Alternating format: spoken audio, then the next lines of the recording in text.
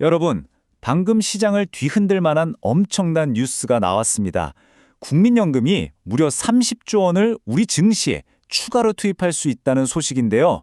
자, 오늘 이 뉴스가 대체 어떤 의미인지 한국경제의 단독 보도를 바탕으로 아주 빠르고 깊이 있게 파헤쳐 보겠습니다. 이 소식이 언제 나왔냐면요. 바로 오늘 11월 9일 저녁 6시입니다. 한국경제신문에서 나온 정말 따끈따끈한 단독 기사죠.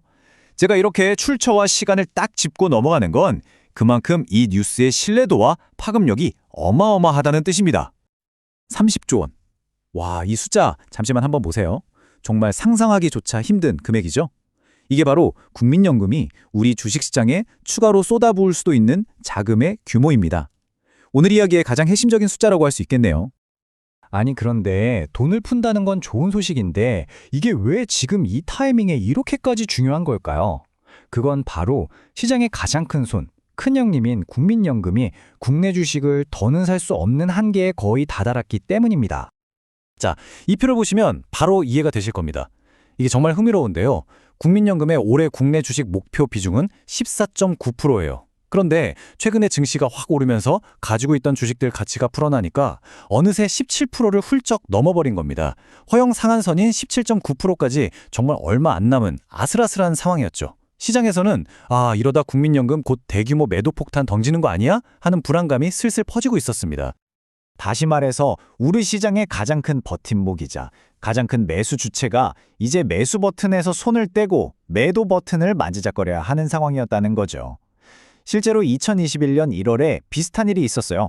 그때 국민연금이 무려 7조 원어치를 팔아치우면서 시장에 큰 충격을 줬거든요. 투자자들 입장에서는 당연히 불안할 수밖에 없었죠. 그런데 바로 이 꽉 막힌 상황을 한 방에 뚫어버릴 진짜 비밀의 열쇠가 등장했습니다. 그게 바로 전술적 자산 배분, 우리가 보통 TAA라고 부르는 제도입니다. TAA가 뭐냐고요? 뭐 어렵게 생각하실 거 전혀 없습니다. 시장 상황이 급변할 때 기금운용본부가 재량껏 쓸 수 있는 일종의 조커 카드라고 보시면 돼요. 자산 비중을 최대 2%포인트까지 늘리거나 줄일 수 있는 거죠. 시장을 위한 일종의 비상용 연료 탱크라고 할까요? 자, 그럼 이 비밀의 열쇠가 어떻게 작동하는지 한번 볼까요? 기존에 꽉 막혔던 매수 상한선 17.9%에다가 방금 말씀드린 TA의 카드, 즉 2%포인트를 딱 더하는 겁니다. 그럼 어떻게 될까요? 네, 새로운 최대 한도가 19.9%까지 극적으로 확 늘어나는 거죠. 그리고 이 2%포인트가 바로 우리가 처음에 봤던 그 어마어마한 숫자로 이어지는 겁니다. 국민연금의 전체 운용자산을 기준으로 계산해보면 이 2%가 무려 최대 30조 원에 달하는 새로운 총알, 새로운 실탄을 만들어내는 셈입니다. 그렇다면 이 소식은 우리 증시에 대체 어떤 의미일까요? 이건 그냥 좋은 소식 정도가 아닙니다. 시장에 그야말로 아주 강력한 순풍이 불기 시작했다는 신호탄으로 볼 수 있습니다. 가장 큰 긍정적인 신호는 이겁니다. 이제 코스피가 4,500을 넘어서 막 올라가도 국민연금이 계속해서 주식을 살 수 있게 된다는 거죠. 그동안 우리 시장의 발목을 잡던 국민연금 매도 공포가 사실상 사라지는 겁니다.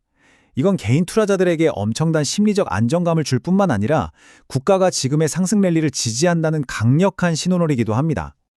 한 증권사 관계자의 말이 딱 이 상황을 설명해 줍니다. 국민연금이 시장에 힘을 실어줄 거라는 이 기대감 자체가 개인들의 매수세로 이어져서 주가를 더 끌어올릴 거다. 와, 이거야말로 기대가 또 다른 매수를 부르는 정말 이상적인 선순환이 시작될 수 있다는 아주 낙관적인 전망이죠. 하지만 여러분, 현명한 투자자라면 항상 동전의 반대편도 살펴봐야겠죠. 물론 이렇게 장밋빛 전망만 있는 건 아닙니다. 이 결정에 대한 우려와 비판의 목소리도 분명히 존재합니다.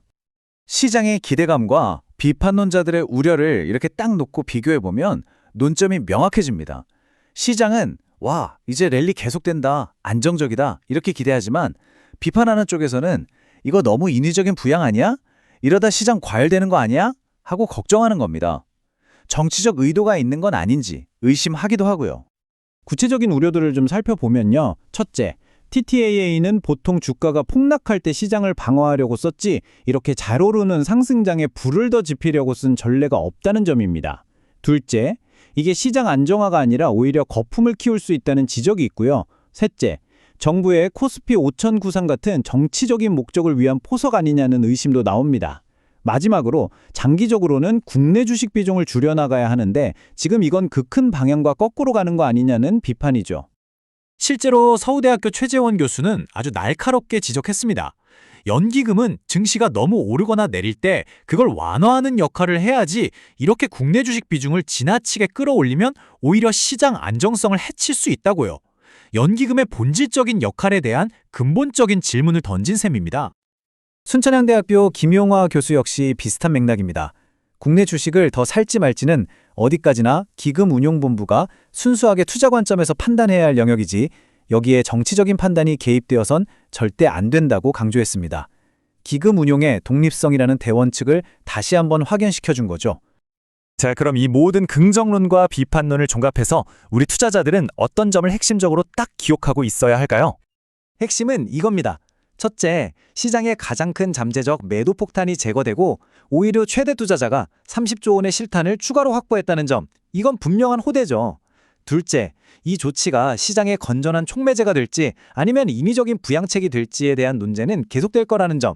따라서 앞으로 몇 주 동안 국민연금이 실제로 어떻게 움직이는지 그 행보가 시장의 방향을 결정할 가장 중요한 변수가 될 겁니다.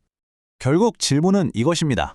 국민연금의 이번 전례 없는 움직임이 과연 한국 시장을 구할 구원투수가 될까요? 아니면 걷잡을 수 없는 자산 거품의 시작을 알리는 신호탄이 될까요? 시장에 참여하는 우리 모두가 앞으로 두 눈 크게 뜨고 지켜봐야 할 문제입니다.